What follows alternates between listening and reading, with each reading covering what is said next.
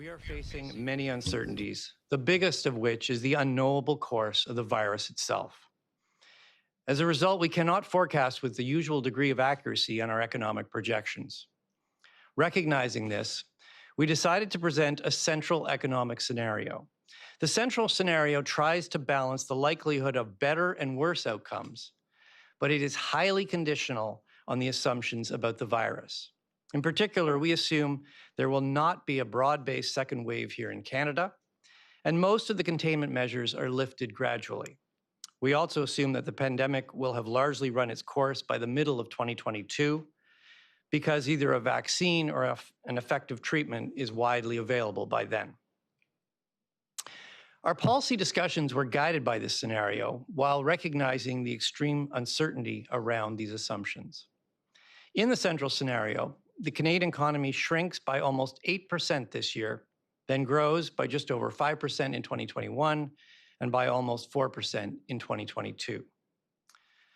Now let me give you some context. Recent monthly data, particularly on employment, motor vehicle sales and housing, suggests that the Canadian economy hit bottom in April. Job growth resumed in May and accelerated in June.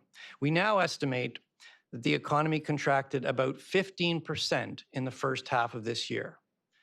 As deep as this is, it suggests the economy has avoided the most dire scenarios we laid out in the April Monetary Policy Report. In the third quarter, we expect to continue to see a strong rebound in jobs and output. Mais il est clair pour tous les membres du Conseil de direction que cette everyone that this recession is not usual. We think that the growth on short term, especially strong when we're reopening, will probably be followed by a recuperation that will be slower and unequal.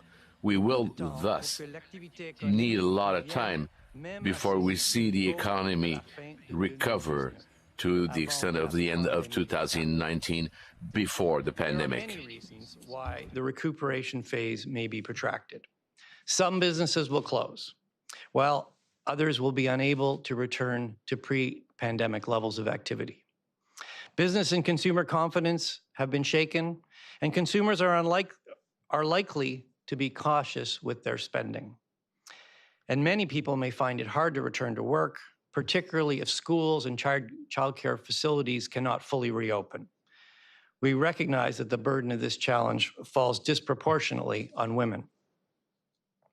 Quand le confinement a été confinement was imposed so that we could flatten the curve, the government quickly reacted.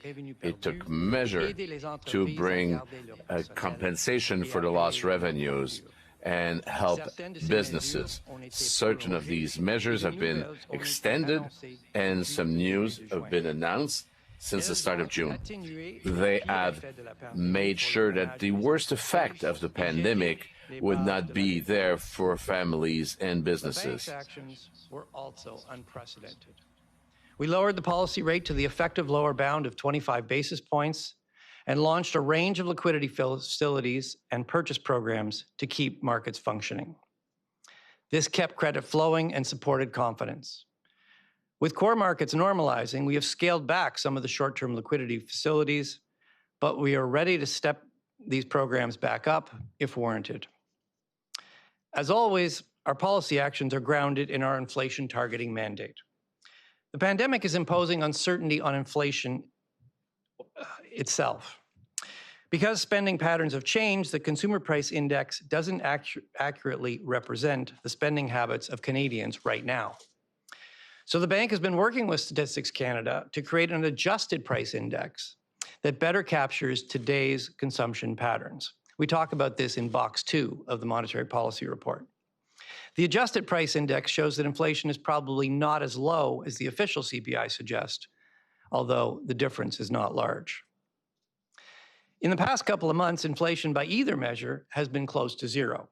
We expect it to remain below target while low prices for gasoline, clothing, travel, and other items are pulling it down, and while demand is weak. The pandemic has reduced both supply and demand in the economy, but we judge that the effects on demand are larger. As demand recovers and economic slack is absorbed, inflation will gradually move back up towards our 2% target. Governing Council also discussed the role of our extended toolkit is playing in supporting the economy. Our purchase programs were initially aimed at improving market functioning and unclogging the financial system, allowing the monetary policy transmission to work as it should. With that objective largely achieved and the economy reopening, these programs, particularly the large-scale purchases of Government of Canada bonds, are now working through more channels, which we elaborate on in the MPR. The combination of a very low policy rate and asset purchases is providing considerable monetary stimulus. In summary, the Canadian economy has been inflicted an historical shock, and the restart should be also historic. The first positive signs are there, but the recuperation won't be equal, and it will be long. The Canadian economy has been hit by an unprecedented shock, which has demanded an historic response. The early signs from the reopening phase are positive, but we expect the recuperation phase to be bumpy and protracted. As the economy moves from reopening to recuperation, it will continue to require extraordinary monetary policy stimulus. The Governing Council will hold the policy interest rate at the effective lower bound until economic slack is absorbed, so the 2% inflation target is sustainably achieved. In addition, to reinforce this commitment and keep interest rates low across the yield curve, the bank is continuing its large-scale asset purchase program at a pace of at least $5 billion per week of Government of Canada bonds. This quantitative easing program is making borrowing more affordable for households and businesses and will continue until the recovery is well underway. To support the recovery and achieve the inflation objective, the bank is prepared to provide further monetary policy stimulus as needed.